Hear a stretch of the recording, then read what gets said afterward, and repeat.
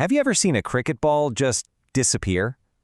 Truly vanish into the sky, leaving everyone, players, fans, just staring, totally stunned? Well, today we're going to chase down the legends and the science behind cricket's absolute biggest sixes. It really is the ultimate display of power in cricket, isn't it?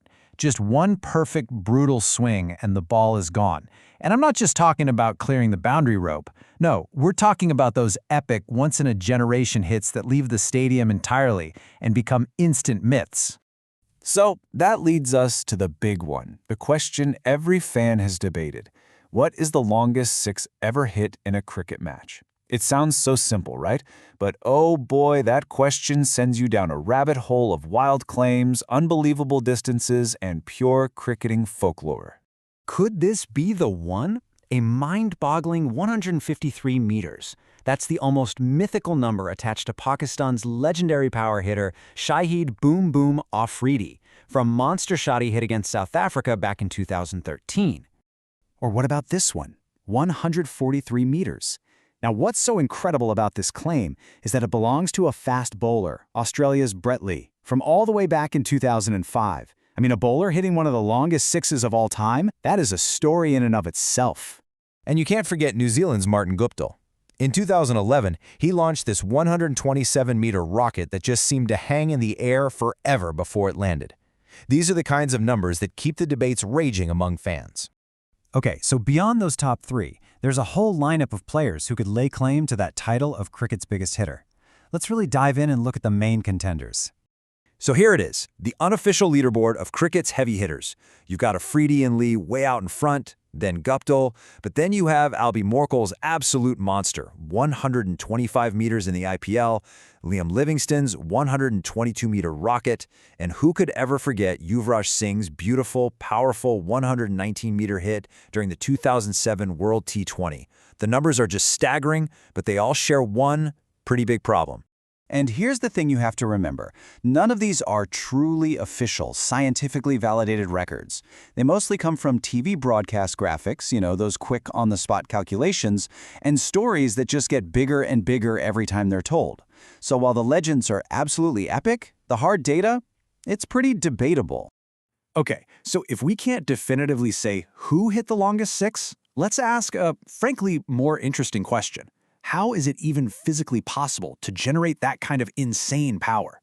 And luckily for us, we can actually turn to science for the answer. Some amazing research from Loughborough University on elite batsmen breaks this whole explosive athletic feat down into three key parts.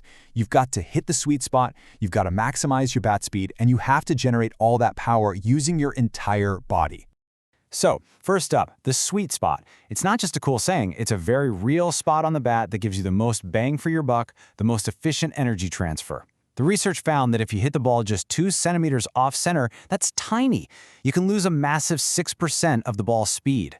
For a record-breaking six, you need absolute pinpoint precision. Second, bat speed. Okay, this one might seem obvious, but you really can't overstate how crucial it is. It's a straight-up relationship. The faster your bat is moving when it hits the ball, the more energy gets transferred, and the farther that ball is going to fly. The Loughborough study confirmed it. Bat speed is the single biggest factor in determining how far the ball travels, period. But that just begs the next question, right? Where does that incredible bat speed even come from? It's not just about having strong arms. The real secret is in how the entire body works together like a powerful, coiled spring. And this is the secret weapon. It's called the X factor. It's basically the angle of separation between the player's hips and their shoulders. The best way to think about it is like winding up a rubber band. The more you twist your upper body against your stable lower body, the more potential explosive energy you store up. And listen, this isn't just some theory. That very same Loughborough study found that the X factor alone explains a staggering 78% of the difference in maximum bat speed between players. That coiling and then explosive uncoiling of the torso is without a doubt the most important technique for generating that world-class six-hitting power. So you might be asking, how in the world do they prove this? Well, check this out. They use incredible motion capture systems with all these little reflective markers all over the batsman's body. It lets scientists precisely measure every angle and every velocity. They can literally turn the art of power hitting into hard, cold science. So, With all that science in our back pocket, let's circle all the way back to where we started. Who really hit the longest six in cricket history? The truth is, the answer is kind of split. On one hand, you have the legend, which gives us Afridi's unbelievable 153-meter hit, a story that perfectly defines his whole boom-boom persona. But then you have the reality, which is that without standardized official measurement tech at every single game, these numbers are, well, they're unverified. They're a huge part of the sport's mythology, but they're not in the official record books. And that leaves us with a final, kind of fun thought to chew on. If a six travels 153 meters, but there's no official tape measure to prove it, does it still count? In the court of public opinion, you bet it does. And you know, maybe the endless debate is just more fun than having a simple, boring answer. What do you think?